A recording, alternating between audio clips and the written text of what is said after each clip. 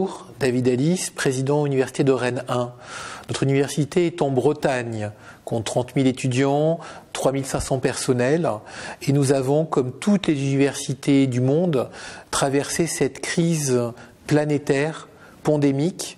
Ça aura pour nous été un moment assez extraordinaire, éprouvant, et qui nous a amené à remettre en cause assez fortement nos modes d'enseignement, nos modes d'organisation. Et les leçons que j'en tire, en fait, le premier, c'est d'abord l'anticipation. Nous avions pu, dès les premières alertes, c'est-à-dire dès janvier 2020, avant même l'annonce du président de la République qui a eu lieu en mars, commencer à mettre en place une cellule de crise, avoir des réunions, se préparer.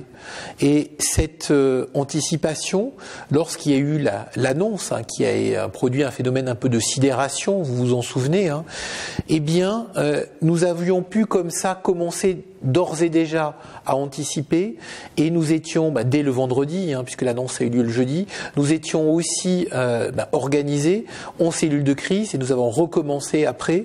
C'est un peu comme si vous aviez une voiture à 130 sur l'autoroute et que vous devez freiner toute une activité avec ces 30 000 étudiants, ces 3 500 personnels mobilisés, et ça quasi en un week-end. Comment est-ce qu'on le fait pour un confinement qui allait prendre son temps et qui allait durer? Eh bien pour ça, ça a été la mission et la responsabilité des responsables de formation, des vice-présidents, responsables recherche, notre direction générale des services, toutes nos équipes aussi de communication qui se sont réunis. Nous avions aussi une alerte spécifique, vous vous en souvenez, pour tous nos collègues étudiants à l'international. Comment organiser le rapatriement, comment expliquer, comment rassurer, avec des informations changeantes. Ça signifie que nous nous sommes mis en ordre quasi militaire pendant toute cette période, avec ces réunions où nous avions souhaité, à la fois avec l'équipe politique et l'équipe administrative, et puis nous nous retrouvions en beaucoup plus comité restreint, le mercredi, le vendredi, et nous étions toujours quasi sur le pont. Ça nous a permis de faire face en interne pour donner des éléments à tous les enseignants, tous les étudiants, prévoir une modalité de questions et après de réponses pour les boîtes, pour les foires aux questions. Nous nous sommes aussi entourés des organismes de recherche parce que nous avions une trentaine d'unités mixtes avec nos partenaires. Il fallait là aussi baisser le niveau d'activité. Il fallait s'organiser aussi avec nos partenaires de site. Nous avons choisi de faire des visios tous les mercredis matins aussi en complément. Donc une organisation assez intense avec, comme dans un domaine militaire, un aspect aussi de commandement efficace parce qu'il fallait donner des éléments très cadrés, et puis en même temps, et ça j'insisterai aussi sur ce point, sur le côté écoute, approche un petit peu inclusive, c'est-à-dire remontée du terrain, parce que lorsqu'on est comme ça en situation d'urgence extrême, il faut aussi tenir compte de ce qui se passe, et on l'a vu que ça a été dans la durée. Et donc là, ça a été maintenir le lien avec tous les directeurs de composantes, de services, avec une organisation avec la direction générale de services, le cabinet, la communication. Je crois que ça a été un moment très intense où nous nous sommes réunis, nous nous sommes soudés. Et cette culture d'anticipation, d'organisation, d'écoute et d'évaluation qui nous a amené à chaque fois à remettre en cause sont des leçons que j'en ai tirées pour la suite, parce que ça a été un moment d'accélération formidable. On a rattrapé 10 ans sur le numérique, on s'est équipé, on a formé, on a lancé les 150 sessions de formation virtuelles, on a formé 1000 personnels, on est passé d'examens en présentiel classique avec des cours qui étaient prévus en présentiel avec des aspects à distance. Et je crois que ces éléments de culture, je pense que, vous savez, on ne se sentait pas capable de le faire, on ne s'en serait pas cru capable, et pourtant nous l'avons fait. Et je crois que c'est ça les leçons que j'en tire, c'est des pouvoirs de résilience de notre communauté, de nos personnels, qui ont été extraordinaires à ce moment-là, et puis des moments aussi de solidarité. Je pense au service de santé des étudiants qui était ouvert. Je pense à la Fondation Rennes 1 qui s'est mobilisée aussi pour financer les frais de rapatriement. Je pense à ces étudiants de pharmacie qui ont eux-mêmes créé du liquide et du gel hydroalcoolique, et on a pu organiser cette activité sur site pour aider après aussi tous les services de soins, nos médecins avec un système de dons où nous sommes rapprochés aussi d'instances. Je pense quelquefois au Rotary qui souhaitait faire une aide et on a été l'instance, comme avec la métropole, comme avec la région. Donc un moment de solidarité assez extraordinaire et puis un moment de transformation positive, c'est-à-dire que l'hybridation, avec des formations aussi en numérique, cela va rester. L'impact sur nos activités de recherche et de diffusion des savoirs a aussi été important. Notre université, c'est une université aussi de santé publique, avec le CHU, c'est-à-dire l'hôpital universitaire, l'INSERM et tous nos partenaires. Dans ce cadre-là, nous avons pu participer aux travaux cliniques, aux expériences dans ces moments charnières. Mais ça va bien au-delà parce que pour Rennes, je crois que nous avons un enjeu majeur sur le lien entre la santé, l'environnement avec la biodiversité et le numérique. Et c'est tout ce qu'on appelle la santé globale ou la santé planétaire. Et ça m'a amené à conforter la thématisation de notre université pour répondre aux défis sociétaux. C'est-à-dire que nos universités, elles contribuent par leur activité de recherche et de formation à donner des pistes pour sortir de la crise, inventer en tout cas un monde peut-être plus sain, plus solidaire, dans lequel la question du développement durable et de la santé se pose. Et nous avons eu aussi une responsabilité particulière parce qu'on est dans une société de fake news où tout le monde va trouver de l'information contradictoire sur Internet. Et comment est-ce qu'on peut raisonner, mettre au-delà des passions ou des visions, eh bien remettre une chance, mais une chance pour le bien commun, une chance pour la santé.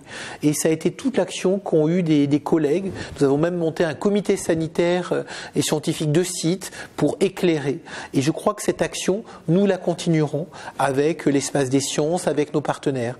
Nous en avons besoin, je pense que notre société en a besoin, le monde en a besoin d'avoir des scientifiques engagés pour un monde plus durable, plus sain, plus solidaire, attentif aux questions de santé, d'environnement. Et je crois que ça aussi c'est une leçon pour nous, pour notre université, cette évolution de la recherche qui après fait le lien avec la formation, l'innovation, l'international et cette mise en avant de la santé publique, de la santé planétaire. Alors pour demain, garder cette culture d'anticipation. Dès le mois de mai 2020, le vice-président vie étudiante vient me voir et me dit mais il faudra penser à tous ces lycéens qui ne connaissent que du en ligne et qui vont être perdus lorsqu'ils vont arriver en première année. Est-ce qu'on peut mettre en place un système de tutorat, pourquoi pas un tuteur ou un parrain pour 10 étudiants ? Mais ça, si on veut l'avoir opérationnel en septembre, là on était en mai, il va falloir l'officialiser en juin et recruter les personnes quasi en juillet et débloquer 300 000 €. Est-ce qu'on en est capable ? Eh bien on a dit banco. Et en fait, ça a été un acte aussi et j'ai vu des étudiants tuteurs parrains se mobiliser. Et il se trouve que lors du deuxième confinement, eh bien, ces parrains ont pu maintenir des liens avec ces étudiants qui eux-mêmes avaient été fragilisés. Ça, je crois beaucoup à ces éléments. J'allais dire, pour les cours à distance, les enseignements, les examens, c'était pareil. Ça a été aussi ce qu'on avait pu anticiper. C'était beaucoup plus facile. Aujourd'hui, là, nous préparons aussi des réponses. Nous avons demandé le soutien de l'État et du programme d'investissement d'avenir parce que nous avons besoin de mieux accompagner les enseignants. Vous savez, faire un cours à distance, ça prend du temps. Il va falloir aussi avoir un système peut-être de plus d'assistance. Avoir l'université sur son smartphone ou sur sa tablette, avoir accès à ces éléments de webconférence, vérifier les équipements. Ce sont des programmes massifs d'investissement résonnant, millions d'euros. Et je crois que ça a été aussi une leçon. Et maintenant, c'est plutôt un fonctionnement courant que nous avons pour s'adapter aux situations. Si quand même pour une alerte que je voudrais faire quand même, ce sont quand même nos étudiants, parce que cette crise elle a révélé des fragilités psychologiques. C'est le président de la République qui avait dit c'est pas facile d'avoir 20 ans en 2020, mais c'est pareil en 2021. Comment est-ce qu'on peut faire ? Et je crois que le soutien psychologique, il faut l'imaginer dans la durée. Il y a un soutien alimentaire, on a créé une épicerie solidaire que nous n'avions pas. Ça a été un moment de grande solidarité. Mais là, mon souhait, c'est d'accompagner les personnels, les étudiants dans cette je vais dire presque reconstruction et travailler un petit peu autrement. Le télétravail, pour moi, c'est rentrer aussi dans les mœurs. Dans le cadre de rencontres que nous faisons avec nos partenaires internationaux. J'étais avec mes collègues du Japon, d'Allemagne, et puis là nous accueillons nos collègues du Québec. Comment est-ce qu'on va continuer la mobilité à l'heure de la pandémie? Comment est-ce qu'on fait des mobilités hybrides? Parce que je pense que ça amène de nouvelles formes de séjour, de mobilité. Et je crois que c'est ce nouveau modèle d'université, d'enseignement supérieur et de recherche, un peu post-Covid, qui s'implante et qu'on n'a pas fini d'évoluer. Donc je crois que c'est vraiment un gage de transformation. Il faut à un moment donner des éléments de cadrage. Qu'est-ce qu'on veut faire? Avec quel outil? Pourquoi? Comment? C'est-à-dire une fois que la crise est passée, c'est là où on peut s'organiser. Et je crois que là, on a recommencé cette culture d'anticipation, parce que la crise n'est pas finie, et nous serons toujours vigilants. Cet aspect d'organisation et cet aspect de suivi. Donc voici. Donc on est plutôt à un moment d'installation. Et maintenant, je considère que notre mission, c'est d'être toujours attentif à ce que j'appelle les signaux faibles. Vous vous souvenez, en novembre, décembre 2019, il y avait ces signaux faibles. Il y avait les universités chinoises qui avaient déjà dû commencer à réagir. Et bien là, c'est pareil. Comment est-ce qu'on prend en compte ces évolutions sociétales? Je crois que là, nos universités, parce que ce sont des grandes universités, des grands établissements, 30 000 étudiants, 30 000 personnels, mais à différentes échelles, eh bien nous devons nous préparer à l'imprévisible, au fameux signe noir.